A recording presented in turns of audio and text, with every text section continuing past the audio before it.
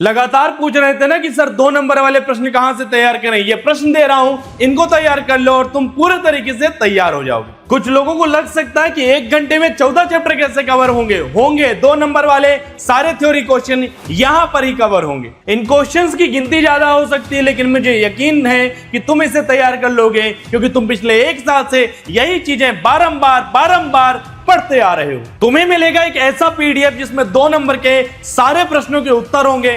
बस तुम्हें तैयारी करनी है और रिजल्ट बना लेना है।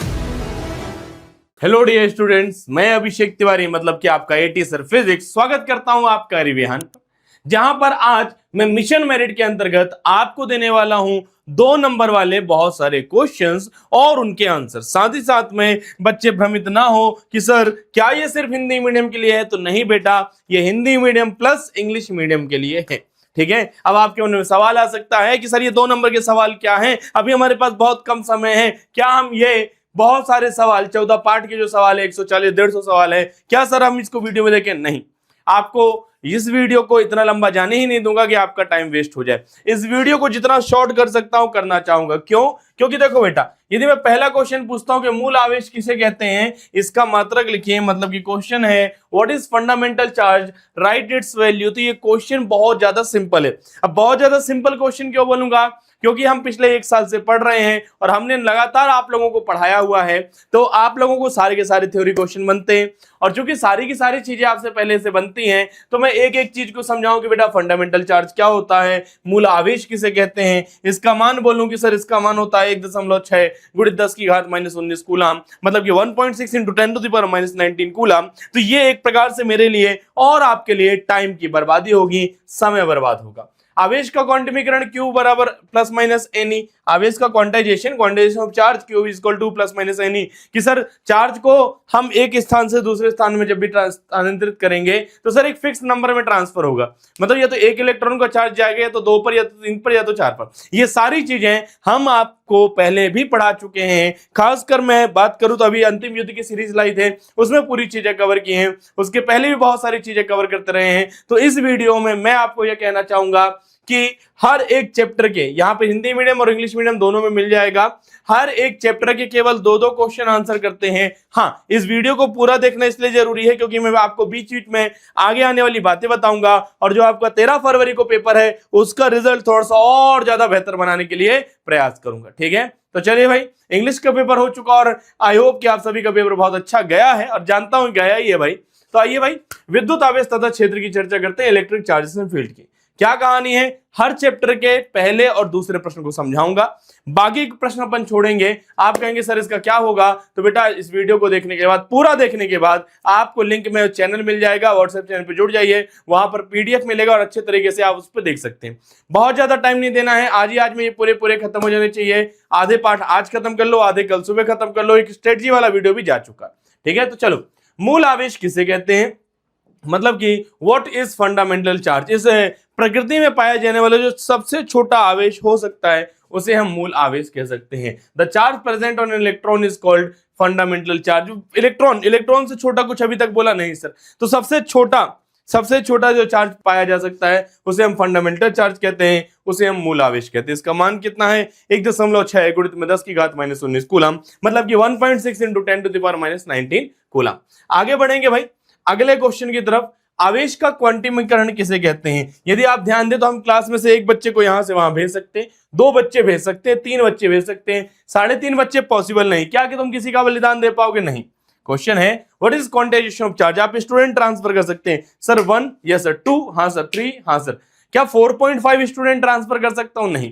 तो इसी प्रकार से सर चार्ज भी 4.5 के फॉर्म में ट्रांसफर नहीं होगा, या तो 1 इलेक्ट्रॉन का चार्ज दिखाई देगा, या तो 1e, या तो 2e, या तो 3e। तो यही लिखा है, the amount of charge on every charge object is an integral multiple of the amount of charge on an electron. This minimum charge is called the fundamental charge or electronic charge. ठीक है, formula Q equal two plus minus any.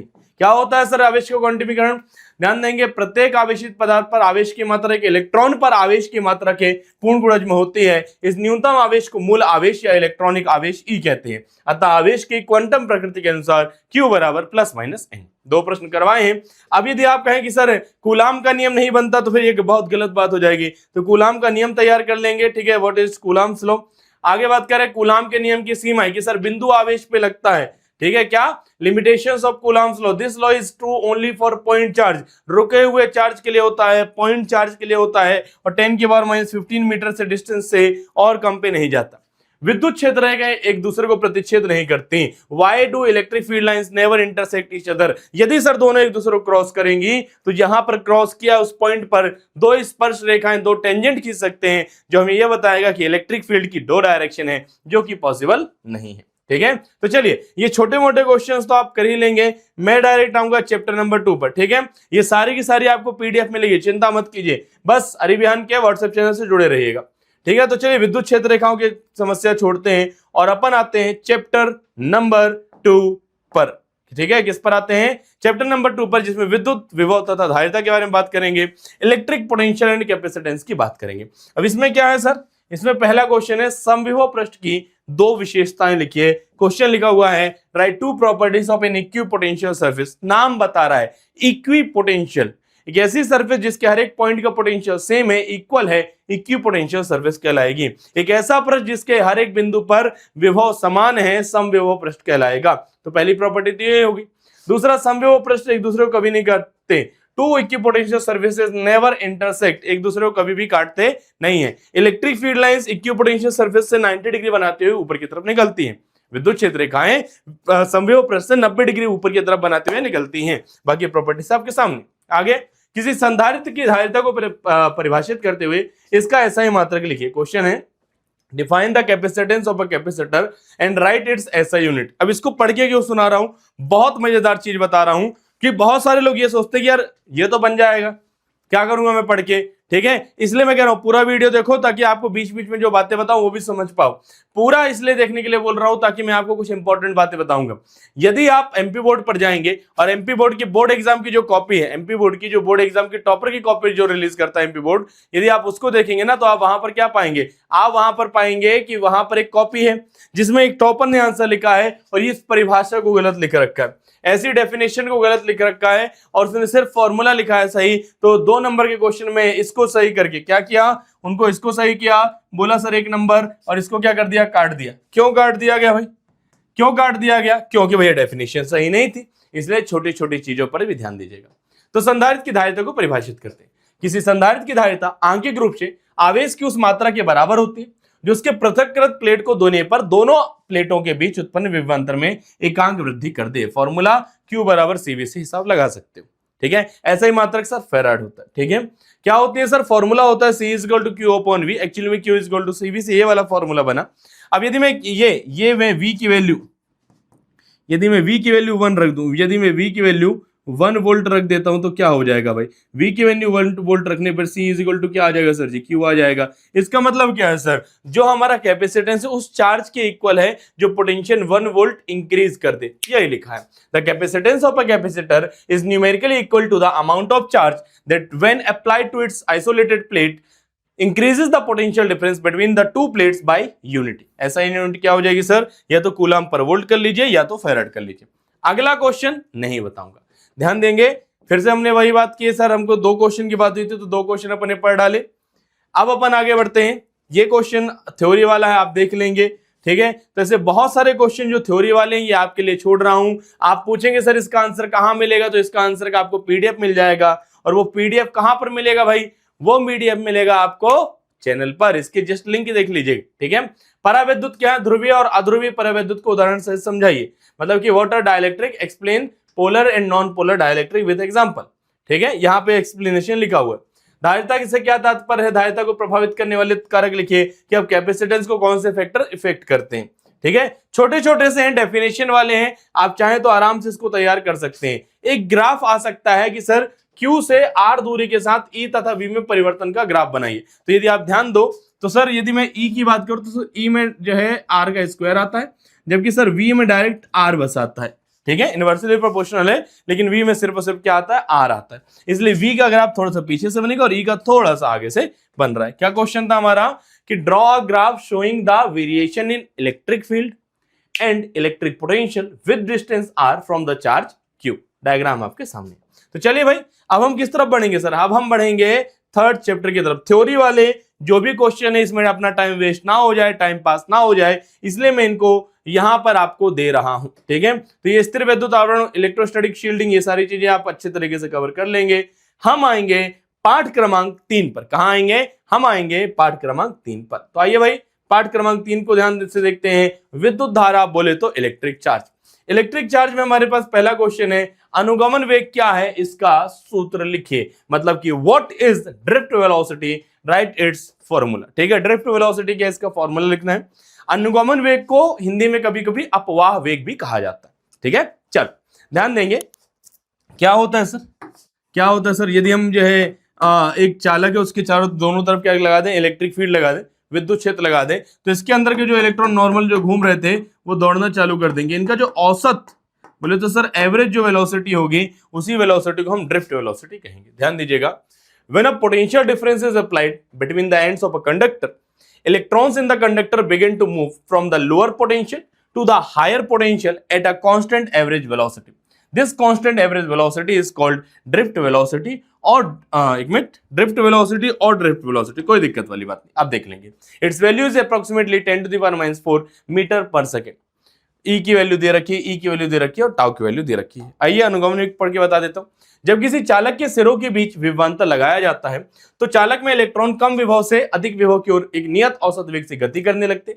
इस नियत औसत वेग को अनुगमन वेग या अपवाह वेग कहते हैं। इसका मान लगभग 10⁻⁴ मीटर प्रति सेकंड होता है। फॉर्मूला आपके सामने है, जो कि अंग्रेजी माध्यम वाले भी देख सकते हैं। ठीक है, चलिए भाई, अगला क्वेश्चन क्या ले सकते हैं सर, धारा घनत्व को परिभाषित कीजिए। कोई दिक्कत वाली बात नहीं सर, J = I/A होता है करंट जो फ्लो होता है पर यूनिट एरिया। ठीक है, एकांक क्षेत्रफल से बहने वाली विद्युत धारा को इंग्लिश में है what is current density. Current density क्या होती है सर, I/A। यूनिट एरिया से जितना भी करंट फ्लो हो रहा है हम उसे कहेंगे करंट डेंसिटी। इसकी ऐसे यूनिट क्या हो जाएगी भाई, करंट का क्या होता है एम्पियर, और क्षेत्रफल बोले तो मीटर स्क्वायर। इसका ऐसा ही मतलब क्या हो जाएगा, एम्पियर मीटर स्क्वायर। विमीय सूत्र आपके सामने। ठीक है, चलो भाई आगे बढ़ेंगे। अब ओम के नियम का अगर आप, जैसे मैं हमसे इससे से वादा कर रहा हूं, 2 प्रश्न मैं कराता हूं, बाकी तुम देख लोगे। कुछ कुछ बातें बीच में बताता जाऊंगा। जैसे कि चलो एक और बात बताता हूं। एक और बात यह है बेटा कि जस्ट अभी शाम में 5 मेरा मानना है कि अभी हम 5 बजे से लाइव आ रहे हैं, जिसमें मैं आपको चैप्टर नंबर 1 से 5 तक पढ़ाऊंगा। फिर कल भी शाम में लाइव पढ़ाऊंगा, कल न्यूमेरिकल का वीडियो मिलेगा। और परसों की यदि मैं बात करूं तो परसों सुबह लाइव पढ़ाऊंगा, जिसमें सिलेबस कंप्लीट, और शाम को हम पढ़ेंगे 1 मार्क्स वाले क्वेश्चन। ठीक है, चलो भाई, 2 नंबर वाले ओम के नियम की 2 सीमाएं, right, 2 limitations of Ohm's law बन जाएंगे सर। गतिशीलता को परिभाषित कीजिए, डिफाइन मोबिलिटी बन जाएगा सर, लिखा हुआ है। ओम के नियम का सदिश रूप का निगमन कीजिए, लिखा नहीं हुआ था इसलिए मैंने यहां पर लिख दिया है। अब अंग्रेजी माध्यम वाले deduce vector form of Ohm's law पूछ सकते हैं, तो बेटा जो यहां पे किया है ना, मैं सेम टू सेम आपको वहां पर करना है। ठीक है, चलो भाई थोड़ा और आगे बढ़ेंगे कि सर 2 नंबर तो पूरे कंप्लीट कर दिए, अपन डायरेक्ट आते हैं 3rd चैप्टर के बाद 4th चैप्टर पे। कहां पर, ये जितने भी क्वेश्चन देख रहे हैं बेटा, ये सारे छांट लिए मैंने, आप इनको पढ़ के जाइए, अच्छे तरीके से कवर कर सकते हैं। क्या आप इनको पढ़कर जाइए, अच्छे तरीके से आप इनको कवर कर सकते हैं। यदि मैं बात करूं, यहां ध्यान दीजिएगा। ठीक है, आपको एक एक क्वेश्चन का चाहे हो सकता है आपको स्क्रीनशॉट लेने की बड़ी इच्छा हो जाए। ठीक है, चलिए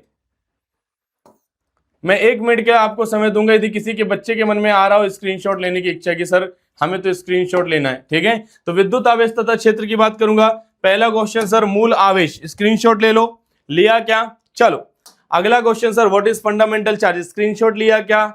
ले लो, ठीक है। कई बच्चे हो सकते हैं बाद में बोले सर आवेश का क्वांटिमीकरण, ठीक है, क्योंकि देखो जब मैं बाद में बताऊंगा आपको, पेपर मिलाऊंगा, पेपर में मुझे ये क्वेश्चन दिखेंगे तो ये फोटो मैं खींच के लगाऊंगा ऐसी वाली कि हाँ भाई आई ये फोटो आया है क्वेश्चन, ठीक है। इसलिए मैं हर एक क्वेश्चन को थोड़ा रोक के बताता हूं कि कूलाम के नियम का, कूलाम का नियम स्क्रीनशॉट लीजिए, ठीक है। कूलाम्स लॉ की बात कर रहे हैं अपन लोग, आगे बढ़ते हैं।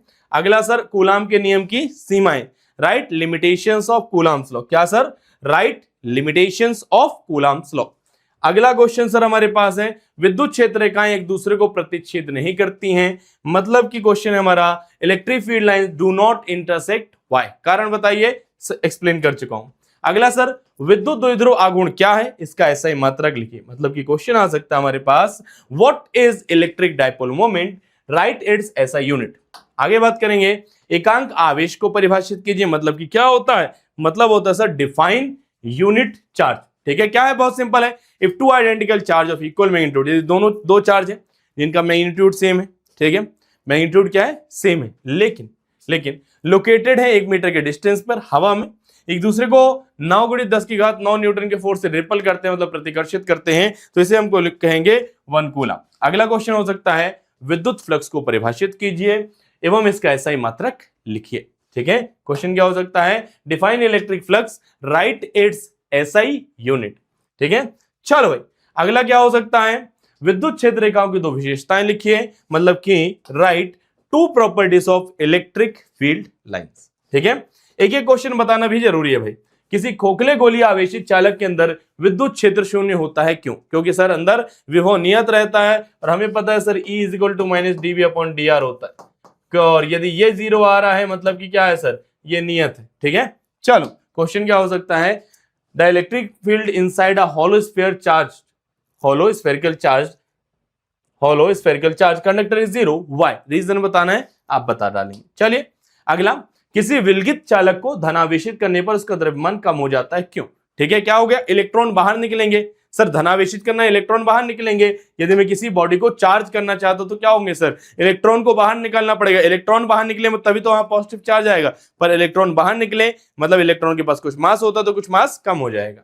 ठीक है, चलो अगला, दूसरे पार्ट के प्रश्न, ये तो बता चुका हूं, समव्यव पृष्ठ की 2 विशेषताएं लिखिए, right 2 properties of equipotential surface. अगला, किसी संधारित्र की धारिता को परिभाषित करते हुए इसका ऐसा ही मात्रक लिखिए। क्वेश्चन क्या था हमारे पास, define the capacitance of a capacitor and write its SI unit.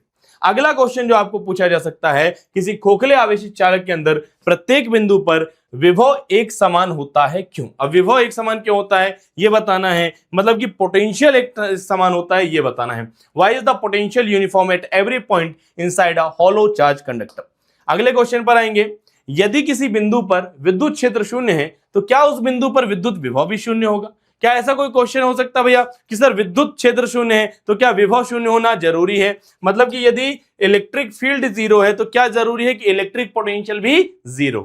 अगला क्वेश्चन ध्यान से देखेंगे, परावैद्युत क्या है, ध्रुवीय और अध्रुवीय परावैद्युत को उदाहरण से समझाइए। मतलब कि हमारे पास क्वेश्चन है, what are dielectrics, explain polar and non polar dielectrics. अब आप कहेंगे सर क्वेश्चन पढ़ रहे हो, हाँ क्वेश्चन पढ़ रहा हूं ताकि क्वेश्चन आपके दिमाग में सेट हो जाए कि ये क्वेश्चन बताए थे सर, तैयार कर लेता हूं। अगला है कि किसी चालक की धारिता को से क्या तात्पर्य है। अब अपने पास क्वेश्चन ये भी बोला जा सकता है कि चालक की धारिता को प्रभावित करने के कारक लिखिए, मतलब कि right the factors that affect the capacitance of a conductor. ठीक है, और यदि आप ध्यान देंगे तो यहां पर आपको आंसर भी दे दिया मैंने। चलिए आगे बढ़ते हैं। अगला ये ग्राफ तो आ सकता है आपको, जो मैंने आपको बताया है। इंग्लिश मीडियम वालों आप भी ध्यान देना कि इलेक्ट्रिक फील्ड और पोटेंशियल का ग्राफ बनाने के लिए आ सकता है, जो डिस्टेंस आर के साथ में। चलिए अगला है, विभव प्रवणता को परिभाषित करें, इसका ऐसा ही मात्रक लिखें। मतलब कि डिफाइन हमारे पास आ जाएगा potential gradient and write its SI unit. तो पोटेंशियल ग्रेडियंट की डेफिनेशन, फॉर्मूला, सारी चीजें आपके सामने। ठीक है, मैं हर चैप्टर के शुरुआत के 2 क्वेश्चन ही एक्सप्लेन करूंगा। आगे बढ़ते हैं, स्थिर वैद्युत स्थितिज ऊर्जा को परिभाषित करें। मतलब डिफाइन इलेक्ट्रोस्टैटिक पोटेंशियल एनर्जी। ठीक है, फॉर्मूला आपके सामने। अगला क्वेश्चन, स्थिर विद्युत आवरण क्या है, उदाहरण सहित लिखिए। कई बार कहते हैं कार के अंदर बैठो जब बिजली गिरने वाली हो, क्या रीजन होता है, यहां पर आपके सामने। ठीक है, क्वेश्चन हो सकता है, what is electrostatic shielding, right with example. ठीक है, चलो भाई आगे बढ़ेंगे। ध्रुवण सदिश, अच्छा टॉपिक है भाई, आपसे पूछा जा सकता है कि ध्रुवण सदिश तथा विद्युत प्रवृत्ति को परिभाषित करें। दोनों की परिभाषाएं आपके सामने, आप इसको याद रखेंगे कि डिफाइन पोलराइजेशन, क्या define polarisation, vector and electric potential. आगे बढ़ेंगे, विद्युत क्षेत्र की ऊर्जा घनत्व को परिभाषित करें। मतलब कि define the energy density of an electric field. ठीक है, तो इस प्रकार से 2 चैप्टर मैंने खत्म किए, आपको सारे के सारे मैंने क्वेश्चन बता दिए हैं। आइए अब बढ़ते हैं 3rd चैप्टर की तरफ, जिसकी शुरुआत के 2 क्वेश्चन तो अच्छे से मैं एक्सप्लेन कर चुका हूं। ठीक है, बाकी का जो है यहां से मैं शुरू करूंगा कि ओम का नियम लिखिए और धारा व विभवांतर के बीच ग्राफ बनाइए। ओम का नियम लिखिए तथा धारा व विभवांतर के बीच ग्राफ बनाइए। ओम का नियम क्या कहता है भाई? ओम का नियम आपसे कहता है V बराबर IR, और इसका ग्राफ बहुत आसानी से आप बना सकते हैं। ठीक है, क्या क्वेश्चन हो सकता है? State Ohm's law and plot the relationship between current and potential difference. क्योंकि दोनों डायरेक्टली प्रोपोर्शनल है, एक स्ट्रेट लाइन आप बनाकर छोड़ देंगे। आगे बात करेंगे अपन अगले क्वेश्चन में। ओम के नियम की दो सीमाएं लिखिए, मतलब कि राइट टू लिमिटेशंस, मतलब कि क्या है? Write two limitations of Ohm's law. Ohm's law केवल धात्विक चालकों के लिए सत्य होता है, मेटेलिक कंडक्टर्स के लिए सही है। ठीक है, चलिए अगला क्वेश्चन हो सकता है गतिशीलता को परिभाषित कीजिए, मतलब कि define mobility, also right it's SI unit and dimensional formula. Question आपको हो सकता है ज्यादा लग रहे हो, लेकिन आसानी से ये बन जाएंगे। ठीक है, चलिए भाई जल्दी जल्दी से एक एक क्वेश्चन डिस्कस कर डालते हैं। अब ओम के नियम का सदिश रूप का निगमन कीजिए। J equal to sigma into में ही, एक में मैंने लिख दिया है, आप कहो तो एक को मैं करके भी बता दूं। ठीक है, आइए ये मैंने पूरा का पूरा सॉल्व करवा दिया है। अब इसको एक बार शॉर्टली समझा देता हूं कि रो इज इक्वल टू क्या हो जाएगा सर? RA अपॉन में L हो जाएगा। V इज इक्वल टू क्या होता है sir? V is equal to होता है IR, तो R इज इक्वल टू क्या हो जाएगा सर? V अपॉन में I। तो यहां पर सर हम लिखेंगे rho is equal to V upon में I मल्टीप्लाई में क्या हो जाएगा? A अपॉन में L। एक काम करेंगे, L को यहाँ I को वहां करेंगे, ये हो जाएगा rho is equal to V upon में L multiply by A upon में I। ठीक है, I यहाँ पर A नीचे, I upon A is equal to 1 upon sigma, sigma वहां चला गया, इंटू में V अपॉन में L। ध्यान देंगे I upon A sir current density J कहलाती है, ये सिग्मा है और सर ये E है। ठीक है, तो ये अपना आंसर आसान तरीके से आ गया। बोलिए कहीं कोई तकलीफ वाली बात है? नहीं सर, 2 नंबर में है इसलिए तो आसान है। चलिए अगला क्वेश्चन आ सकता है, किसी सेल के आंतरिक प्रतिरोध की परिभाषा लिखे, यह किन किन कारकों पर निर्भर करता है। ठीक है, क्वेश्चन हमारे पास है define the internal resistance of a cell, on what factors does it depends. अगला क्वेश्चन क्या हो सकता है सर? अगला क्वेश्चन हो सकता है प्रतिरोधकता ताप गुणांक को परिभाषित करें, इसका सूत्र तथा SI मात्रक लिखिए। क्वेश्चन क्या है हमारे पास? क्वेश्चन है define the temperature coefficient of resistivity, right it's formula and SI unit. अब ध्यान देंगे, इस क्वेश्चन के से अलग हटके मैं चीजें बात करना चाहूंगा। जो इसकी वैल्यू नेगेटिव होती है, नेगेटिव किसके लिए होती है सर? सेमीकंडक्टर के लिए, बोले तो अर्धचालक के लिए। ठीक है, और अल्फा की वैल्यू पॉजिटिव किसके लिए होती है सर? ये चालकों के लिए। ठीक है, ध्यान देंगे, चालक भी नहीं कहे कि मैं इनको धातु ही डायरेक्ट बोल दूंगा, क्या बोलूंगा सर? इनको मैं बोलूंगा धातु। ठीक है, धातु बोले तो मेटल। ठीक है, तो ध्यान देंगे मेटल्स के लिए पॉजिटिव होता है, टेम्परेचर बढ़ाओगे प्रतिरोधकता रुकावट बढ़ती जाएगी। यहां पर सेमीकंडक्टर में टेम्परेचर बढ़ाते हो तो रुकावट क्या हो जाती? कम हो जाती। अगला क्वेश्चन, सेल की विद्युत वाहक बल से क्या तात्पर्य है, मतलब कि what is meant by electromotive force of cell. आगे बढ़ेंगे, धारा वितरण के अंतर्गत किरचॉफ के नियमों का नामांकित चित्र सहित समझाइए। तो किरचॉफ के 2 नियम है, दोनों के दोनों नियम आपको मालूम चाहिए, पहला और ये दूसरा नियम। ठीक है, explain Kirchhoff law regarding current distribution with a label diagram. ठीक है, यहां पर आपको डायग्राम बनाने की आवश्यकता है, तो डायग्राम आप बना लीजिएगा, this could be a homework. ठीक है, चलो भाई अगला क्या आ जाएगा? अगला आएगा गतिमान आवेश एवं चुंबकत्व। अब बात करेंगे फिर से मूविंग चार्जेस एंड मैग्नेटिज्म की। आपको बता चुका हूं 2 क्वेश्चन शुरुआती मैं समझाऊंगा, बाकी क्वेश्चन का आपको डिस्कस करते चलेंगे, थोड़ा थोड़ा मैं आपको बताता चलूंगा और जल्दी से 14 चैप्टर खत्म करेंगे। तो गतिमान आवेश तथा चुंबकत्व में पहला है सदिश रूप में बायो-सैवर्ट का नियम लिखिए। ध्यान दीजिएगा, सदिश रूप में बायो-सैवर्ट का नियम dB इज इक्वल टू क्या है सर? म्यू नॉट अपॉन में 4 पाई, और यह है sir I dl cross R, और यहां पर आ जाएगा नीचे सर R का क्यूब। क्या हो जाएगा? नीचे आ जाएगा सर जी R का क्यूब। क्या हो जाने वाला है हमारे पास? ये हो जाएगा sir dB is equal to mu naught upon में 4 पाई, और ये हो जाएगा सर जी I dl, ये हो जाएगा सर dl क्रॉस में क्या हो जाएगा सर R, और अपॉन में आ जाएगा सर R का क्यूब। ठीक है, यही हमारा बायो-सैवर्ट लॉ है, वेक्टर फॉर्म में, पहले एग्जाम में आ चुका है इसलिए फिर से एक बार दे दिया। चलो अगला क्वेश्चन, लॉरेंज बल किसे कहते हैं? जब कोई बिंदु आवेश क्यू ऐसे क्षेत्र में जहां विद्युत क्षेत्र और चुंबकीय क्षेत्र दोनों हो, ठीक है, तो दोनों क्षेत्रों द्वारा आवेश पर आरोपित बल को लॉरेंज बल कहते हैं। यदि मैं ध्यान दूंगा तो सर विद्युत क्षेत्र कितना बल लगा रहा होगा सर? F बराबर QE। ठीक है, और चुंबकीय क्षेत्र सर Q इंटू में V क्रॉस में B, और इन दोनों को जब यदि आप जोड़ देते तो सर यहाँ पर कुल बल आ जाता है, जिसे हम कहते हैं लॉरेंज बल। क्वेश्चन आ सकता है आपके पास कि व्हाट इज लॉरेंज फोर्स, इसका फॉर्मूला बताने के लिए है। तो सर जब अपन इलेक्ट्रिक फील्ड हो, इलेक्ट्रिक फील्ड में लगने वाला फोर्स सर Q इंटू में E, मैग्नेटिक फील्ड में सर मैग्नेटिक फील्ड में क्या है सर? ये हो जाएगा सर Q V क्रॉस में B, और इन दोनों फोर्स के जब आप जोड़ देते हैं तो आपको पता चलता है लॉरेंज फोर्स के बारे में।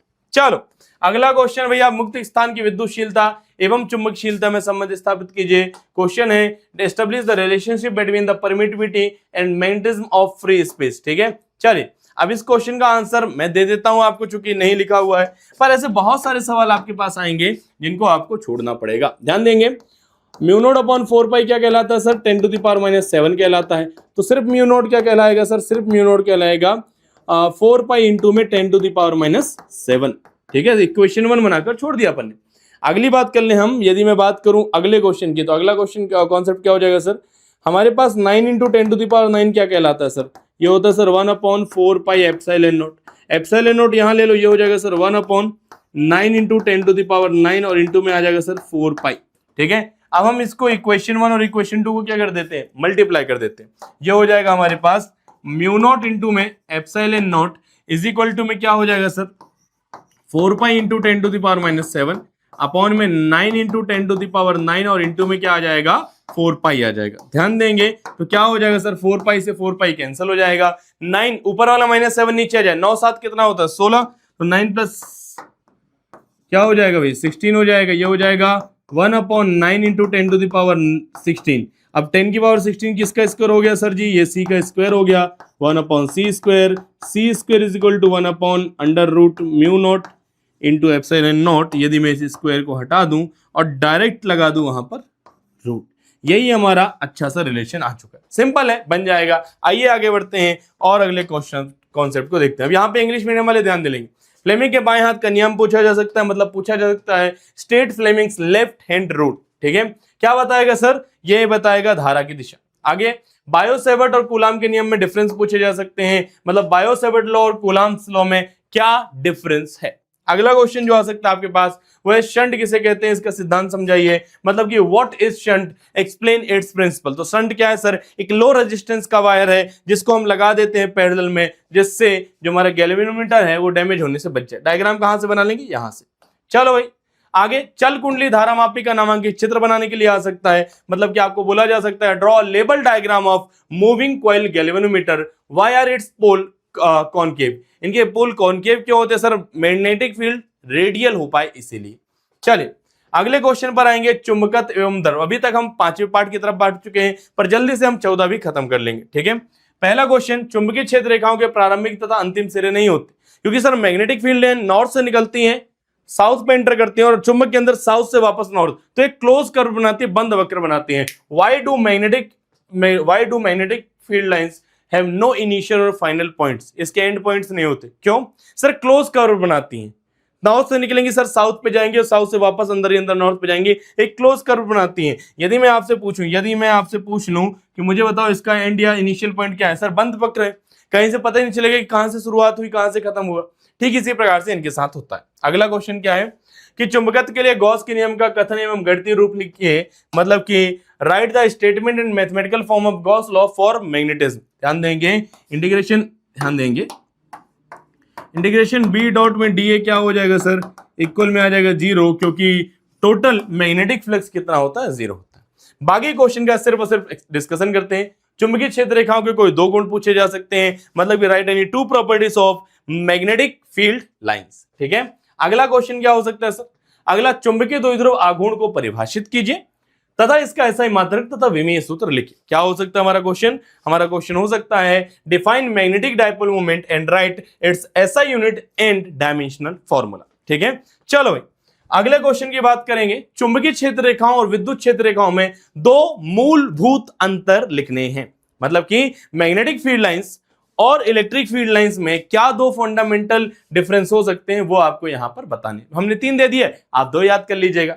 चलिए भाई अगला है, किसी पदार्थ के चुंबकन को परिभाषित कीजिए तथा इसका SI मात्रक लिखिए। क्वेश्चन हो सकता है define the magnetization of a substance and write it's SI unit. अगला क्वेश्चन क्या है सर? चुंबकीय प्रवृत्ति से आप क्या समझते हैं, मतलब कि what do you understand by magnetic susceptibility. अगला क्वेश्चन हो सकता है अनुचुंबकीय पदार्थ क्या होते हैं। अनुचुंबकीय पदार्थ का मतलब क्या हो बेटा कि पैरामैग्नेटिक सब्सटेंस क्या हो सकता है। अगला क्वेश्चन क्या पूछा जा सकता है सर? डायमैग्नेटिक मतलब कि प्रतिचुंबकीय पदार्थ क्या होते हैं। ठीक है, क्या प्रतिचुंबकीय मतलब डायमैग्नेटिक क्या होता है। और अगला क्या हो सकता है सर कि लौ चुंबकीय पदार्थ किसे कहते हैं, मतलब कि फेरोमैग्नेटिक मटेरियल क्या होते हैं। ठीक है, चलो आगे बढ़ेंगे। सिद्ध कीजिए कि किसी धारा लूप का चुंबकीय द्विध्रुव आघूर्ण उस लूप में बहने वाली धारा और लूप द्वारा घेरे गए क्षेत्रफल के गुणनफल के बराबर होता है। ध्यान देंगे, यहां पर हमारे पास मान लीजिए यहां पर धारा यदि प्रवाहित हो रही है तो यहां पर अपन को यह प्रूव करना है कि m बराबर क्या होता है सर, आई ए होता है। क्या m बराबर क्या होता है सर जी, आई ए होता है। कैसे प्रूव करेंगे भाई, बहुत आसान सी चीज है, ध्यान देंगे बहुत आसान सी चीज है। ये क्या हो जाएगा सर, m बराबर क्या होता है, ध्यान देंगे यदि आपको याद हो द्विध्रुव आघूर्ण के बारे में तो क्या हुआ करता था सर, फॉर्मूला टॉर्क का, ठीक है, क्या होता था NIAB साइन थीटा। क्या होता था टॉर्क का formula, NIAB sine theta. Torque का एक और फॉर्मूला है सर MB साइन थीटा।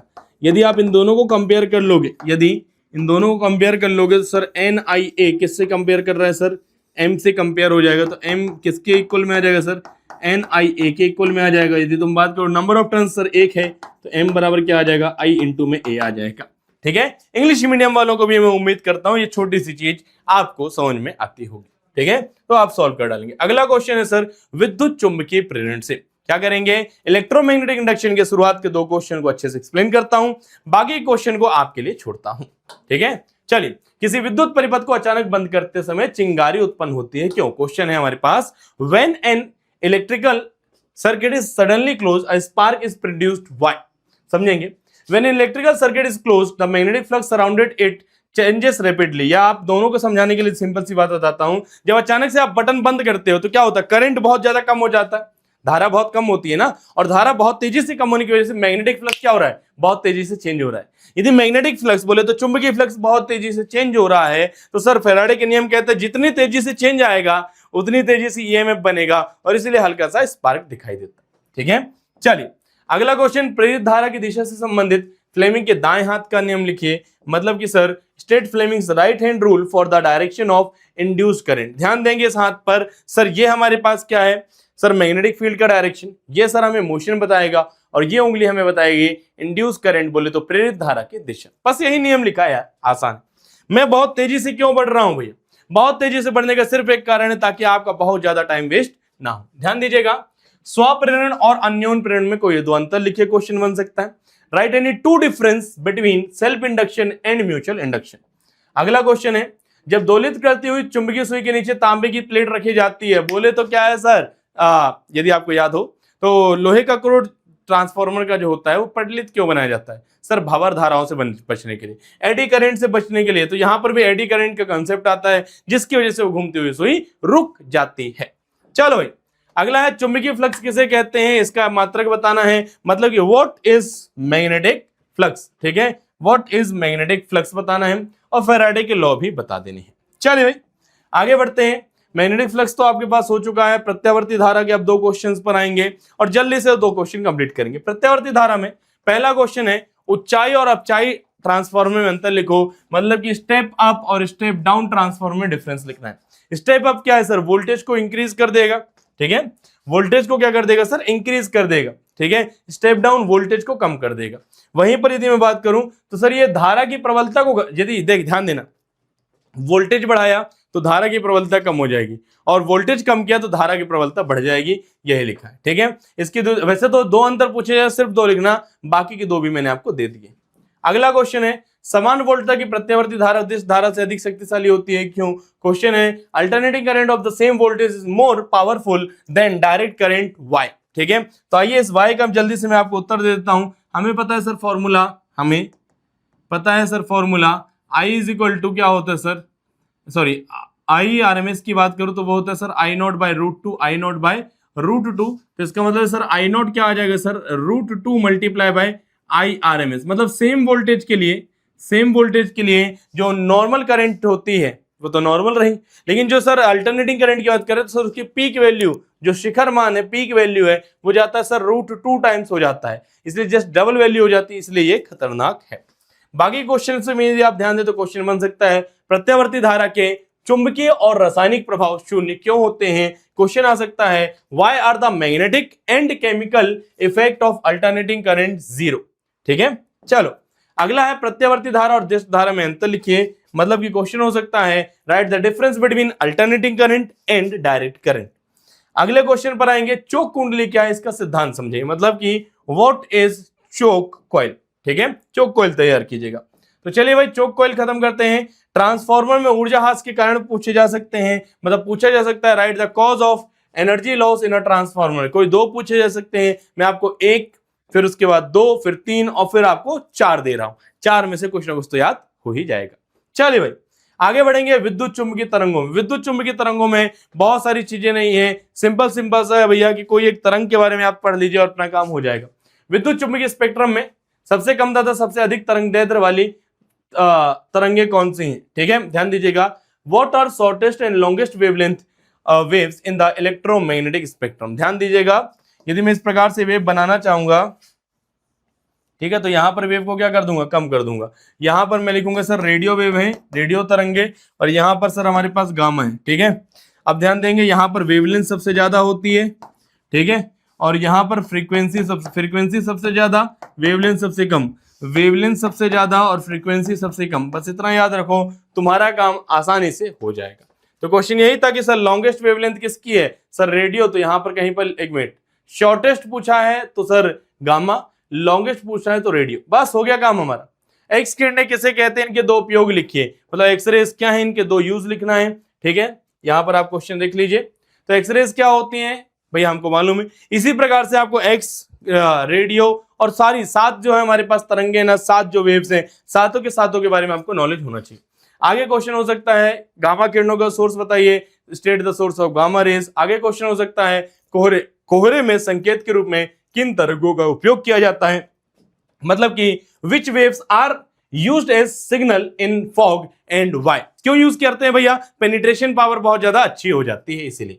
चलो भाई अगला, मैक्सवेल के चारों समीकरण वैसे तो बहुत ज्यादा इंपॉर्टेंट कभी रहे नहीं है, लेकिन इस बार हमने सोचा था कि पेपर का पैटर्न थोड़ा चेंज हो सकता है, तो अपन ने चार समीकरण आपको लिख के दे दिए। ठीक है, चलो भाई अगला, विद्युत चुंबकीय तरंगों का मूल सोर्स क्या है सर, बदलता हुआ चुंबकीय फ्लक्स, सॉरी बदलता हुआ विद्युत फ्लक्स। ठीक है, what is the fundamental source of electromagnetic wave. आप ध्यान देंगे एक्सेलरेटेड इलेक्ट्रिक चार्ज है, या फिर कह लीजिए सर चेंजिंग इलेक्ट्रिक फील्ड। चलिए, ग्रीन हाउस प्रभाव क्या, what is green house effect, ये आप कर लेंगे। आगे बढ़ते हैं, पृथ्वी पर जीवन के लिए ओजोन परत आवश्यक है, क्यों, क्वेश्चन आ सकता है। Why is ozone layer essential for the existence of life on earth. क्यों है भाई, पराबैंगनी किरणों को शोक लेती है, इसलिए हमारी स्किन को स्किन कैंसर नहीं हो रहा है। चलो भाई अगला क्वेश्चन, विद्युत चुंबकीय तरंगे क्या, इनके कोई चार गुण लिखिए, आपको दो याद रखने हैं, बाकी सब हो जाएगा। What are electromagnetic waves, write any four of its property. ठीक है, बाकी स्पेक्ट्रम वगैरह तो आप देख सकते हैं, इलेक्ट्रोमैग्नेटिक स्पेक्ट्रम क्या होता है, इनके नाम लिख लेना, इनसे लिख डालेंगे। अगला, फोटोग्राफी के अंदर कक्ष में लाल प्रकाश का उपयोग किया जाता है। ये एक ऐसा चैप्टर इसमें दो नंबर वाले सवाल ही देखने के लिए मिलेंगे, बड़े सवाल कम देखने के लिए मिलेंगे। ठीक है, इनका रीजंस लिखना है, आप आसानी से इन सब का रीजन लिख सकते हैं। साथ ही साथ में एक क्वेश्चन आपको ये बन जाएगा, ध्यान दीजिएगा, डिस्प्लेसमेंट करंट का आपको पूरा सॉल्यूशन दिया जा रहा है। ये इतने सारे क्वेश्चन है कि जिस उस तरंग का नाम लिखो जिसका उपयोग उपग्रह संचार में किया जाता है, जिसका उपयोग क्रिस्टल संरचना के अध्ययन में किया जाता है, जो रेडियो एक्टिव नाभिक के विघटन के दौरान उत्सर्जित होने वाले विकिरण में आती है। ये सारे नाम और ये सारी चीजें। ठीक है, चलो भाई और आगे बढ़े। अब सर जल्दी से चैप्टर नंबर 9 पर आते हैं, किरण प्रकाश की पर। दो क्वेश्चन जो इंपॉर्टेंट मुझे समझ में आते हैं, मैं उनको नोट करूंगा। क्वेश्चन है और ये डायग्राम बनाने वाला, डायग्राम बनाना यदि सीख लिया तो अच्छी बात है, नहीं सीखा है तो दोनों में बता रहा हूं, बाकी छोड़ूंगा आपके लिए। अवतल दर्पण के समक्ष किसी वस्तु को ध्रुव तथा फोकस के मध्य रखा गया। कहां रखा गया सर, ध्रुव तथा फोकस के मध्य। सर यह चीज हमारे लिए कहलाती है ध्रुव, ये चीज हमारे पास कहलाती है सर फोकस, ये हमारे पास कहलाती है सर 2F कहलाता है। अभी फिलहाल 2F ना बोल के अपन इसको सेंटर ऑफ कर्वेचर बोले तो वक्रता केंद्र बोल सकते। कह रहे सर प्रतिबिंब की स्थिति वगैरह बताओ, क्या बोला जा रहा है सर। एक डायग्राम हमको आपको दे देते हैं, ये हमारे पास पोल है, ये हमारे पास फोकस है, ये सर सेंटर ऑफ कर्वेचर है। पोल और फोकस के बीच में सर हमने एक ऑब्जेक्ट रख दिया है, अब इसका इमेज कहां पर बनेगा।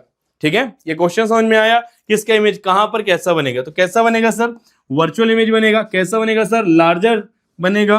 कैसा बनेगा sir, found behind the mirror होगा। ठीक है, चलिए बनाकर भी देख लेते हैं। जो लाइट रे सर सीधा सीधा जानी चाहिए थी वो लौट के आएगी सर कहां से, फोकस से। जो लाइट रे सीधी सीधी पैरेलल जानी चाहिए थी वो कैसे लौट कर आएगी सर, फोकस से लौट कर आएगी। और साथ ही साथ में यदि हम बात करें कि सर जो लाइट रे पोल से जानी चाहिए थी, वो उतना ही एंगल बनाती है, पोल से वापस आएगी। अब ये आगे तो नहीं मिल रहा सर, यदि मैं इसको पीछे खींचूं तो क्या मिल सकते हैं? बोले हाँ सर मिल तो सकते हैं। जहां पर मिल गए वहां पर बना दो प्रतिबिंब। प्रतिबिंब सर बड़ा बना है, बोले हाँ सर। इमेज कैसी बनी है? बड़ी बनी है। और क्या है सर इसकी इमेज की खासियत? सर इमेज बड़ी बनी है, रियल नहीं वर्चुअल है, बोले तो आभासी है, ठीक है, और बड़ी बनी है। और साथ ही साथ में सर मिरर के पीछे, बोले तो बिहाइंड द मिरर, बोले तो दर्पण के पीछे बना है प्रतिबिंब, ठीक है। चलो एक बता दिया, अगला भी मैं आपको बताऊंगा क्योंकि इसकी जिम्मेदारी मैंने ली है। जब कोई वस्तु उत्तल लेंस के सम्मुख प्रकाश केंद्र और एवं फोकस के बीच रखी हो तो प्रतिबिंब बनने का किरण आरेख बनाइए। बेटा इसको अपन बोलते हैं प्रकाश केंद्र, ठीक है, इसको अपन बोलते हैं बेटा फोकस, और इसको अपन बोलते हैं सर 2F, ठीक है, डबल वक्रता केंद्र। किसी वस्तु को कहां रख दिया गया है सर? किसी वस्तु को यहां रख दिया गया है सर जी। अब प्रतिबिंब बनाना है, जो रेखा सीधी सीधी जाएगी, ध्यान देना, जो रेखा सीधी सीधी जाएगी सर वैसे लौटेगी जैसे फोकस से जा रही हो। कैसे सर? ऐसी हो जाएगी जैसे फोकस से जा रही हो। जो वक्रता केंद्र वाली वक्रता केंद्र पे चल जाएगी। खींचिए खींचिए, कहां मिलेगी सर? पीछे मिलेगी। ये हमारा सर प्रतिबिंब बन गया। क्या बन गया? प्रतिबिंब। वस्तु का प्रतिबिंब अनंत पर 1 मिनट, वास्तविक 1 मिनट। जब कोई वस्तु उत्तल लेंस के समूह प्रकाश केंद्र में फोकस के बीच रखी है तो यह अनंत पर तो नहीं बनता। वस्तु का प्रतिबिंब अनंत पर वास्तविक वस्तु से बहुत बड़ा बनता है। तो वस्तु से बड़ा बनेगा लेकिन अनंत पर नहीं बनता, ये गलत हो जाएगा, इसके जस्ट पीछे बनता है, ठीक है। ध्यान दीजिएगा, ध्यान दीजिएगा। यहां पर ये जो हमने लिखा ना इनफाइनाइट, इनफाइनाइट गलत है, इसके जस्ट ये क्या बनता है? पीछे बनता है, ठीक है। चलो 2 क्वेश्चन के आंसर मैंने बता दिए हैं, बाकी सिर्फ डिस्कस करके छोड़ दूंगा, ठीक है। तारे टिमटिमाते हैं, कारण लिखिए। Why do stars twinkles? क्या? व्हाई डू स्टार्स ट्विंकल, ठीक है। अगला क्वेश्चन हो सकता है संयुग्मिक फोकस किसे कहते हैं? मतलब क्वेश्चन पूछा जा सकता है व्हाट इज कंजुगेट फोकस।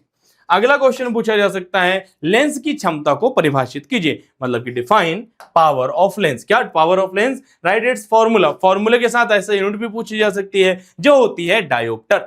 अगले क्वेश्चन पर आएंगे परावर्तन के नियम। परिवर्तन किसे कहते हैं? परावर्तन के नियम लिखिए, मतलब कि what is reflection, write the laws of reflection. आपको 2 लॉ आराम से पता है sir, angle of incidence is always equal to angle of reflection, और साथ ही साथ में सर तीनों की तीनों रे सर एक ही प्लेन पर उपस्थित रहती हैं। चलिए अगला क्वेश्चन, अपवर्तन किसे कहते हैं? उसके 2 नियम, ठीक है, बन जाएंगे सर जी, ठीक है। रिफ्लेक्शन बन जाएगा। प्रकाशिक तंतु क्या है? बेटा ये अभी मैंने जब देखा तो क्वार्टरली के एग्जाम में ऑप्टिकल फाइबर आपसे पूछा गया था, इसलिए मैंने इस क्वेश्चन को दोबारा से रख लिया है। आगे बढ़ेंगे, लेंस के आवर्धन से क्या अभिप्राय है? What is linear magnification, what is linear magnification और magnification of a lens. Formula है sir m is equal to h2 upon h1, मतलब height of image divided by height of object.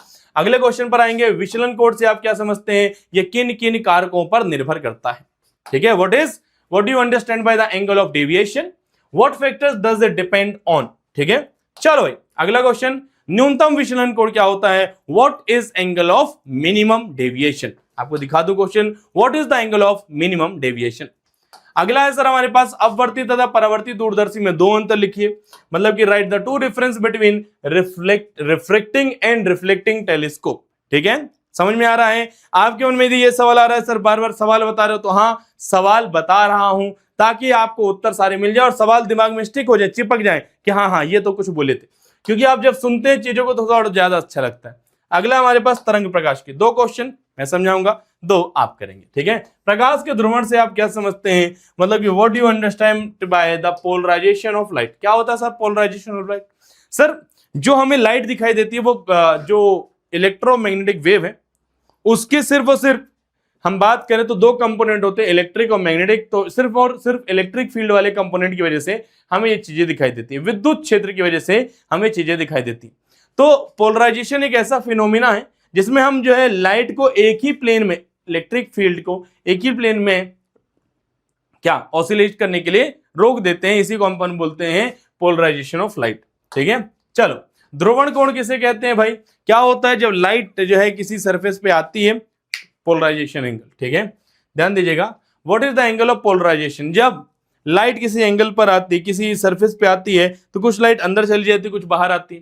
ये एक पॉइंट ऐसा आएगा सर जब अंदर वाली और बाहर वाली लाइट भी जो है पूरे तरीके से, मतलब कि अंदर जाने वाली अपवर्तित किरण बोले तो रिफ्लेक्टेड रे, और बाहर आने वाली परावर्तित किरण मतलब कि रिफ्लेक्टेड रे, ये दोनों पूर्ण तरीके से क्या हो जाती है? ध्रुवित हो जाती हैं। इस कंडीशन को अपन इस टाइम पे जो एंगल बनता है उसे हम कहते हैं एंगल ऑफ पोलराइजेशन। चलो भाई बाकी क्वेश्चन पढ़ूंगा, ब्रूस्टर का नियम लिखिए, मतलब राइट ब्रूस्टर्स लॉ, ठीक है। आगे क्वेश्चन पढ़ेंगे सर व्हाट, समझाइए कि व्यतिकरण की घटना ऊर्जा संरक्षण के नियम के अनुकूल है। क्वेश्चन हो सकता है कि explain how interference confirms to the law of conservation of energy. अगला क्वेश्चन हो सकता है तरंगों के अध्यारोपण का सिद्धांत क्या है, मतलब कि क्वेश्चन पूछा जा सकता है what is the superposition of wave, principle of superposition of wave. अगला यंग के द्विसलिट प्रयोग में फ्रिंज चौड़ाई किन किन कारकों पर निर्भर करती है, फ्रिंज विड्थ के बारे में बोला जा रहा है। Beta is equal to lambda D upon में डी फॉर्मूला है सर, दो चीजों के अनुक्रमानुपाती, इनको बढ़ा दो ये बढ़ जाएगी सर, इसके व्युत्क्रमानुपाती इसको बढ़ाओ वो कम हो जाएगी। क्वेश्चन क्या पूछा जा रहा है, what factor determine the fringe width in Young's double slit experiment. बोले सर लैम्डा और डी को बढ़ा दोगे तो बीटा बढ़ जाएगा, इस वाले डी को कम करोगे तो बीटा बढ़ जाएगा, ठीक है। चलो प्रकाश के विवर्तन से आप क्या समझते हैं, what do you understand by the diffraction of light.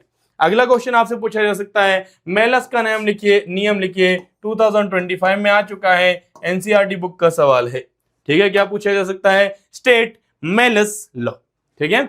चलो भाई अगला प्रकाश के व्यतिकरण के लिए कोई 4 आवश्यक शर्त लिखिए, मतलब कि right any 4 necessary condition for light interference, ठीक है, इंटरफेरेंस ऑफ लाइट। समतल ध्रुवित प्रकाश के लिए कंपन तल और ध्रुवण तल से आप क्या समझते हैं ये बताइए, क्या हो सकता है, what do you understand by the plane of vibration and the plane of polarization for plane polarized light. आगे बढ़ते हैं भाई, तरंगाग्र से आप क्या समझते हैं, मतलब कि वेव फ्रंट क्या है। देखो 3 प्रकार के हैं भैया, स्फेरिकल हमारे पास हो सकता है, सिलेंड्रिकल हो सकता है और एकदम प्लेन हो सकता है। अब इंग्लिश मीडियम वालों तुम्हारे लिए डायग्राम मैंने नहीं बनाया था, तो इनको आप इंग्लिश में ट्रांसलेट कर सकते हैं, ठीक है। क्या हो जाएगा सर, पॉइंट सोर्स हो जाएगा, इसको अपन बोलेंगे सर जी रे, इसको हम बोलेंगे सर जी क्या, इसको हम बोलेंगे सर पॉइंट सोर्स, और इसको हम क्या बोल देंगे सर स्फेरिकल, क्या स्फेरिकल वेव फ्रंट, क्या बोल देंगे स्फेरिकल वेव फ्रंट, ठीक है।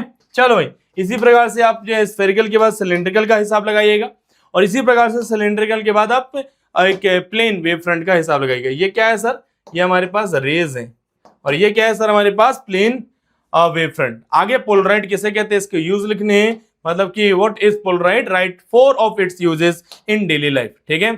कला संबंध स्रोत क्या होते हैं, कला संबंध स्रोत क्या होते हैं, मतलब कि what do you understand bye phase corrected sources, या फिर हम इसको कोई और नाम भी दे सकते हैं, क्या कहते हो, कोई और नाम दे दिया जाए, नहीं सर चलने देते हैं, ठीक है। नहीं मैं इसको दूसरा नाम देना चाहूंगा, कोहेरेंट सोर्सेज, क्या कोहेरेंट सोर्स, ठीक है। चलो भाई कोहेरेंट सोर्सेज करके आप नाम देंगे इनको, तब अपन आगे बढ़ते हैं और देखते हैं भैया हाइगन के द्वितीयक सिद्धांत तो बन ही जाएगा, बोलो हाँ सर बन जाएगा, ठीक है। तो अपन आते हैं विकिरण तथा द्रव्य की द्वैत प्रकृति पर। स्पीड से बढ़ रहा हूं फिर भी ये कहीं ना कहीं 1 घंटे पहुंच जाएंगे अपन, तो थोड़ा सा ध्यान देंगे dual nature of radiation and matter पे। अगेन 2 मार्क्स वाले 2 क्वेश्चन एक्सप्लेन करूंगा, बाकी क्वेश्चन केवल समझा के आगे बढ़ जाऊंगा। पहला क्वेश्चन हमारे पास है विकिरण की द्वैत प्रकृति क्या है, मतलब कि what do you mean by dual nature of radiation. Radiation कभी कभी पार्टिकल की तरह बिहेव करता है जैसे फोटो इलेक्ट्रिक इफेक्ट में, कभी कभी ये वेव की तरह बिहेव करता है जैसे कि इंटरफेरेंस डिफ्रैक्शन। तो हम 2 नेचर अलग अलग देखते हैं, इसे हम कहते हैं डुअल नेचर ऑफ लाइट, ठीक है। क्या भाई लिखा हुआ हमारे पास, प्रकाश की द्वैत प्रकृति क्या है, प्रकाश कभी कभी कण की भांति व्यवहार करता है जैसे कि प्रकाश विद्युत प्रभाव के टाइम पर, कभी कभी ये तरंग की भांति व्यवहार करता है जैसे कि व्यतिकरण और विवर्तन और ध्रुवण के टाइम पर, इसलिए इसकी द्वैत प्रकृति होती है, इसे हम कहते हैं विकिरण की द्वैत प्रकृति, ठीक है। चलो तापायनिक उत्सर्जन हेतु प्रयुक्त धातु में कौन से गुण होने चाहिए, मतलब कि what properties should a metal used for thermionic emission have, ठीक है। हम कह रहे हैं सर थर्मोनिक एमिशन कराना है, गर्म करना है, पहली बात सर तो ये गलना नहीं चाहिए और पिघलना नहीं चाहिए, तो जिसका मेल्टिंग पॉइंट होना चाहिए बहुत ज्यादा हाई होना चाहिए, गलनांक बहुत ज्यादा होना चाहिए। दूसरी चीज सर इसका वर्क फंक्शन बोले तो कार्यफलन बहुत कम होना चाहिए, हल्का सा गर्म करो और क्या हो जाए सर इलेक्ट्रॉन निकलने चालू हो जाए। अगला संतृप्त धारा क्या है, 2 बता दिए क्या, हाँ सर। तो संतृप्त धारा क्या है क्वेश्चन आ सकता है, बोले तो व्हाट इज सैचुरेशन करंट, ठीक है। चलो अगला क्वेश्चन क्या आ सकता है, निरोधी विभव किसे कहते हैं, बोले तो अपने को हो सकता है what is called stopping potential क्या होता है। अगला क्वेश्चन द्रव का तरंग सिद्धांत दैनिक जीवन में दृष्टिगोचर नहीं होता है, क्यों। क्वेश्चन है why is the wave theory of matter not visible in everyday life. भाई हमारा मास बहुत ज्यादा है, मास बहुत ज्यादा होने की वजह से क्या हो रहा है सर, वेवलेंथ बहुत ज्यादा कम हो जा रही है। चलो भाई अगला, द्रव्य तरंगों की दो विशेषताएं लिखिए, write two properties of matter waves.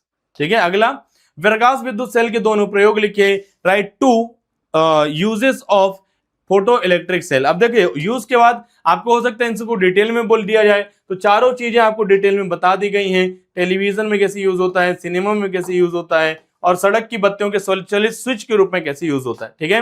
English medium वालों ध्यान देना, write two application of a photo electric cell. चारों के चारों यूज आपके सामने दिखाई दे रहे हैं। तो अपन डायरेक्ट बढ़ेंगे फोटोन पर, कि फोटोन क्या है, इसके चार गुण लिखिए। मतलब कि what is photon, right any four of its properties. ठीक है। अगला क्वेश्चन हो सकता है, निम्न के अर्थ समझाइए। तापानिक उत्सर्जन की डेफिनेशन, कार्यफलन की डेफिनेशन, विकिरण की द्वैत प्रकृति की डेफिनेशन बतानी। किसकी डेफिनेशन बतानी है? थर्माइनिक एमिशन की, वर्क फंक्शन की, और डुअल नेचर ऑफ रेडिएशन की। ठीक है। अगला है कि द्वितीयक उत्सर्जन क्या होता है ये बताओ, देहली आवृत्ति क्या होती है ये बताओ, प्रकाश विद्युत सेल क्या होता है ये बताओ। अगला क्वेश्चन क्या है सर? सेकेंडरी एमिशन क्या होता है ये बताओ, थ्रेशोल्ड फ्रीक्वेंसी क्या होती है ये बताओ, फोटो इलेक्ट्रिक सेल ये बताओ। ठीक है। अगला है प्रकाश विद्युत प्रभाव क्या है, इसके नियम लिखिए। ठीक है। व्हाट इज फोटो इलेक्ट्रिक, नियम तो लिखे हुए हैं। What is photo electric effect, right it's loss, ये लिखा हुआ है आपके सामने, आप इनको देख लेंगे। चलिए भाई, अब अपन आएंगे परमाणु पर। आप ध्यान दे रहे होंगे, स्पीड से बढ़ते हुए मैं बहुत आगे तक आ चुका हूं। हर एक क्वेश्चन आप कहेंगे सर क्वेश्चन बहुत ज्यादा है, देखो मैं आ चुका हूं 300 पेज तक। ये तुम ध्यान दो 300 पेज पर, तो हर पेज से कहीं ना कहीं आपको 10 सवाल दिए हैं। भाई इन 10 सवालों पर तुम ध्यान दोगे तो केवल परिभाषाओं वाले हैं, छोटे छोटे से आप अच्छे से याद कर लीजिएगा। ठीक है। परमाणु पर आते हैं। परमाणु के थॉमसन मॉडल की दो अभिग्रहित लिखिए। क्वेश्चन है, write two postulates of Thomson model of atom. ध्यान दीजिएगा, परमाणु एक ठोस गोला है जिसमें समस्त द्रव्यमान एवं धनावेश समान रूप से वितरित होता है। ठीक है। क्या है? The atom is a solid sphere in which all mass and positive charge are uniformly distributed. Electrons are interpressed within the atoms just as seeds interpret within the pulp of watermelon. जैसे तरबूज में 20 धसे होते हैं, ठीक इसी प्रकार से Thompson model में बताया गया कि जो 20 धसे हो इसी प्रकार से इलेक्ट्रॉन होते हैं किसी एटम के अंदर। ठीक है। दो बोला गया था, अपन तीन की चर्चा नहीं करते। ठीक है। चलो भाई, परमाणु के थॉमसन मॉडल के दो दोष देखिए। क्या गलतियां थी भाई, क्या गलती कर चुके हैं वो? इस मॉडल द्वारा हाइड्रोजन परमाणु के स्पेक्ट्रम में स्पेक्ट्रमी रेखाओं की श्रेणी की उत्पत्ति की व्याख्या नहीं की जा सकी। रदरफोर्ड के अल्फा कणों के प्रकीर्णन प्रयोग में अल्फा कणों के अधिक कोणों से प्रकीर्णन की व्याख्या नहीं कर पाए थे। ठीक है। दो चीजें हैं हमारे पास कि right any two drawback of Thomson model of the atom. तो दो ड्रॉबैक आपके सामने है। This model can not explain the origin of the series of spectrum lines in the spectrum of hydrogen atom. आपको पता है लाइमन बनती है, बारन बनती है, फुंड बनती है, पास्चन बनती है, ब्रैकेट बहुत सारी श्रेणी बनती है, ये एक्सप्लेन नहीं कर पाए थे। अगला, this atomic model can not explain the scattering of alpha particle at large angles in Rutherford alpha particle scattering experiment. ठीक है। ये चीज एक्सप्लेन ये नहीं कर पाए थे। अगला क्वेश्चन की बात करेंगे। अब तो हम क्वेश्चन बताएंगे कि ये क्वेश्चन आ सकता है। रदरफोर्ड नाभिकीय मॉडल की दो कमियां लिखिए, व्याख्या कीजिए। मतलब कि क्वेश्चन बन सकता है आपको, write and explain two shortcomings of the Rutherford nuclear model. Shortcoming की जगह पर आपको लिख के आ सकता है कि टू डीमेरिट मतलब की गलतियां क्या हुई थी। ठीक है। चलो अगला क्वेश्चन जो आपसे पूछा जा सकता है वो है, आयनन ऊर्जा की परिभाषा लिखिए तथा हाइड्रोजन की आयनन ऊर्जा का मान बताइए। मतलब क्वेश्चन हो सकता है, define ionization energy and state the value of the ionization energy of hydrogen. ठीक है। अगला क्वेश्चन हो सकता है, उत्तेजन ऊर्जा को परिभाषित कीजिए तथा हाइड्रोजन के प्रथम उत्तेजन ऊर्जा का मान बताइए। क्या हो सकता है भाई हमारे पास, define excitation energy and state the value of first excitation energy of the hydrogen. अगला क्वेश्चन क्या पूछ सकते हैं, बोर का कक्षा संबंधी क्वांटम प्रतिबंध लिखिए। मतलब कि क्या होता है सर, mvr बराबर h/2 पाई, यही है। तो write, Bohr's quantum constraints of on orbit. ठीक है। क्वांटम प्रतिबंध बताना है सर कि जो एंगुलर मोमेंटम होता है h/2 पाई का इंटीग्रल मल्टीपल होता है, nh/2 पाई होता है। ठीक है। बोर का आवृत्ति प्रतिबंध लिखना है। मतलब कि सर क्या लिखना है, बोर फ्रीक्वेंसी रिस्ट्रिक्शन। ठीक है। चलो भाई, अगला, परमाणु में किसी भी कक्षा में इलेक्ट्रॉन की ऊर्जा ऋणात्मक क्यों होती है। मतलब कि why is the energy of an electron in any orbit of an atom is negative. अगला क्वेश्चन क्या हो सकता है, बोर के परमाणु मॉडल की दो कमियां लिखिए। मतलब कि right any two demerits of Bohr's atomic model. अगला क्वेश्चन क्या हो सकता है, हाइड्रोजन का उत्सर्जन स्पेक्ट्रम क्या है, उत्सर्जन स्पेक्ट्रम में प्राप्त श्रेणियों के नाम लिखिए, मतलब कि what is emission spectrum of hydrogen, name the series obtained in the emission of spectrum. सारे के सारे मैं आपको क्वेश्चन बता रहा हूं, आंसर आपके सामने है। ऊर्जा स्तर आरेख क्या है, हाइड्रोजन परमाणु के लिए बनाइए, ये देखो बना हुआ है। क्या अपन इसको इंग्लिश में बना लेंगे, बोले हाँ सर। क्या लिखना है सर, बहुत सिंपल सी चीज है सर। क्या हम आयनित परमाणु लिख सकते हैं सर, आयोनाइज्ड, क्या लिख देंगे सर, आयोनाइज्ड एटम, ठीक है। यहाँ पे क्या हो जाएगा सर, उत्तेजित अवस्थाएं सर, यहाँ पर बामर श्रेणी की जगह सीरीज सीरीज सीरीज सीरीज कर लेंगे, ठीक है। तो ये अपन इंग्लिश में लिख लेंगे। चलिए भाई आगे बढ़ते हैं। रदरफोर्ड का परमाणु मॉडल क्या आपसे पूछा जा सकता है, आप बता देंगे what is Rutherford's atomic model. आगे बढ़ेंगे अगले कॉन्सेप्ट की तरफ, और अगला कॉन्सेप्ट है सर हमारा नाभिक का, बोले तो न्यूक्लियाई। न्यूक्लियाई की भी सिर्फ 2 क्वेश्चन एक्सप्लेन करूंगा, बाकी सिर्फ और सिर्फ क्वेश्चन बताता जाऊंगा। बाकी क्वेश्चन में परमाणिक द्रव्यमान मात्रा को परिभाषित कीजिए, 1 AMU में कितना किलोग्राम होता है, ठीक है।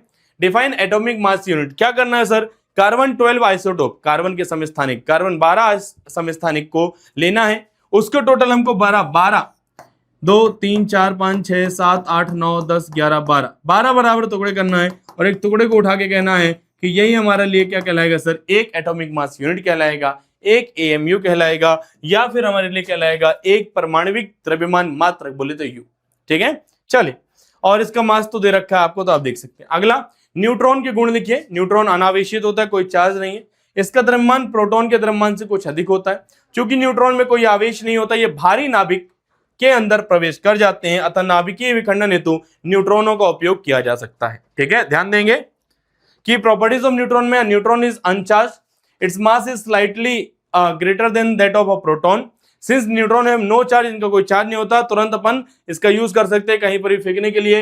अल्फा पार्टिकल गया था, स्कैटर हो गया था, ये स्कैटर नहीं होगा, इसके पास कोई चार्ज नहीं होता है, ठीक है। बाकी क्वेश्चन सर परमाणु क्रमांक आ सकता है, तो अपन कर डालेंगे, एटॉमिक नंबर क्या हो सकता है, अपने से पूछा जा सकता है। समस्थानिक क्या, बोले तो आइसोटोप, आइसोटोप्स क्या हुआ करते हैं, ठीक है। हमसे पूछा जा सकता है सर संभारिक क्या है, एग्जांपल दो। हमसे पूछा जा सकता है सर आइसोबार क्या है, एग्जांपल दीजिए, बन जाएगा सर। आगे द्रव्यमान क्षति क्या होती है, बोले तो व्हाट इज मास डिफेक्ट, ये भी आपसे पूछा जा सकता है। क्या, व्हाट इज मास डिफेक्ट, ये भी आपसे पूछा जा सकता है। अगला क्वेश्चन, नाभिकीय बंधन ऊर्जा से क्या तात्पर्य, इसका सूत्र लिखिए, ठीक है। What is meant bye nuclear binding energy, right it's formula, ठीक है। अगला क्वेश्चन, प्रति न्यूक्लियन बंधन ऊर्जा किसे कहते हैं, what is binding energy per nucleon, ये आपसे बन जाएगा। अगला रेडियो एक्टिविटी के बारे में पूछी जा सकती है कि व्हाट इज रेडियो एक्टिविटी, ठीक है। चलो भाई, नाभिकीय विखंडन में श्रृंखला अभिक्रिया क्या है, चेन रिएक्शन एक होती है, उसके बारे में आपसे पूछा जा सकता है, तो हमारे पास न्यूक्लियर फिजन आ चुका है। अगला है सर अर्धचालक इलेक्ट्रॉनिकी, लास्ट चैप्टर है, 2 सवाल बताऊंगा, 5 से 7 मिनट के अंदर इसको खत्म कर देंगे अपन, ठीक है। ध्यान देंगे, ठोसों में ऊर्जा बैंड को परिभाषित कीजिए, इसके प्रकार लिखे। ठोसों में असंख्य परमाणु एक दूसरे के निकट होने से उसमें अन्योन्य क्रिया के कारण उनके ऊर्जा स्तर विभिन्न ऊर्जा स्तरों में विभाजित हो जाते हैं। ऊर्जा स्तरों की संख्या अन्योन्य क्रिया करने वाले परमाणुओं की संख्या पर निर्भर करती है। ये ऊर्जा स्तर एक दूसरे को इतने निकट होते हैं कि एक ऊर्जा बैंड बना लेते हैं। अत्यंत निकट अनेक ऊर्जा स्तरों के समूह को ऊर्जा बैंड कहते हैं। संयोजी बैंड, चालन बैंड, वर्जित ऊर्जा अंतराल। इंग्लिश मीडियम वालों ध्यान देना, व्हाट आर एनर्जी बैंड, क्या होते हैं कि सॉलिड्स में इंटरेक्शन बिटवीन द क्या लिखा है, numerous atoms causes their energy level to split into. देखो एटम्स के बीच में कुछ क्रिया होती है जिसकी वजह से एनर्जी लेवल सर अलग अलग हो जाते हैं। अब कुछ एनर्जी लेवल्स एक साथ मिल गए, कुछ एनर्जी लेवल्स इस प्रकार से मिल गए, इस प्रकार से अलग अलग एनर्जी लेवल बनते हैं, एनर्जी बैंड बन जाते हैं। अलग प्रकार के एनर्जी बैंड वैलेंस बैंड होता है और कंडक्शन बैंड होता है, ठीक है। चलिए भाई, अगला क्वेश्चन, अर्धचालक क्या है, 2 अर्धचालकों के नाम लिखिए, मतलब कि व्हाट आर सेमीकंडक्टर। 2 हो गए भैया, सिलिकॉन और जर्मेनियम। सेमीकंडक्टर क्या होते हैं, जिनकी कंडक्टिविटी कह लीजिए सर कंडक्टर और इंसुलेटर्स के बीच में होती है, ठीक है। जिनकी चालकता चालक और विद्युत रोधी के बीच में होती है, अर्धचालक कहलाएंगे। बाकी क्वेश्चन सिर्फ एक्सप्लेन करूंगा। अर्धचालक के प्रतिरोध और चालकता पर ताप का क्या प्रभाव पड़ता है, ठीक है। क्वेश्चन बन सकता है, what effect does temperature have on resistance and conductivity of a semiconductor. अगला क्वेश्चन बन सकता है, अर्धचालक में अशुद्धि मिलाने पर चालकता पर क्या प्रभाव पड़ता है। क्वेश्चन बन सकता है, what effect does adding impurity to a semiconductor have on its conductivity. अगला क्वेश्चन, पी तथा एन प्रकार के अर्धचालक से आप क्या समझते हैं, क्या होते हैं भैया पी एंड एन टाइप के सेमीकंडक्टर्स। अगला क्वेश्चन, सामान्य ताप पर अर्धचालक में धारा प्रवाह नहीं होता जबकि उच्च ताप पर होने लगता है, क्या रीजन है? Why does the current not flow in semiconductor at normal temperature but it starts flowing at high temperature? ठीक है, चलो अगला क्वेश्चन हो सकता है अवक्षय परत क्या है? What is depletion layer? अगला क्वेश्चन सर, विभव प्राचीर को परिभाषित कीजिए, मतलब कि डिफाइन पोटेंशियल वेरियर। अगला क्वेश्चन हो सकता है ऊर्जा बैंड के आधार पर एन प्रकार के अर्धचालक का चित्र बनाइए, मतलब कि draw a diagram of N type semiconductor based on its energy band. ये बना हुआ चित्र आपके काम में आ जाएगा। अगला क्वेश्चन पी प्रकार के लिए हो सकता है तो पी प्रकार का बना लीजिएगा। अगला क्वेश्चन सर कुछ भी नहीं है, यहां पर ये सारे क्वेश्चन की लिस्ट समाप्त होती है। ध्यान देंगे, मैं यहां पर जो पेज देख पा रहा हूं वो अराउंड 346 है, ठीक है, जिसमें से मैं 14 या और बोलो तो 16 घटा देना चाहिए मुझे। क्यों घटा देना चाहिए भैया? 16 इसलिए क्योंकि ये ब्लैंक पेजेस वगैरह हैं, तो ये एक्चुअली में हो गया सर 340। अब हिंदी मीडियम अलग, इंग्लिश मीडियम अलग, तो 340 के यदि मैं हाफ कर दूं सर 170 है। 170 में भी ये पेजेस आगे पीछे कर दूं तब भी, जिनसे डबल पेज में लिखा है, तब भी 150 क्वेश्चन अराउंड मैंने आपको दिए हैं। पर यदि आप इसको पढ़ लेते हैं तो यकीन मानिए आप बहुत अच्छा स्कोर कर सकते हैं। और इन शब्दों के साथ मैं इस लेक्चर की समाप्ति की घोषणा कर रहा हूं कि जस्ट कुछ समय बाद 5 बजे अपन मिलेंगे और बढ़िया तरीके से आगे की तैयारी करेंगे और 13 तारीख के पेपर में एक भी गड़बड़ी नहीं होने देंगे। तो ये वादा मैं आपसे करता हूं, आप मुझसे वादा कीजिए। और क्वेश्चन सिर्फ इसलिए बताए हैं ताकि आप इसकी पीडीएफ से आंसर अच्छे तरीके से तैयार कर सकें। ठीक है, तो मिलते हैं जल्दी ही लाइव क्लास में। तब तक के लिए बस यही कहना चाहूंगा, पढ़ाई करते रहिए। All the very best, good day and thank you.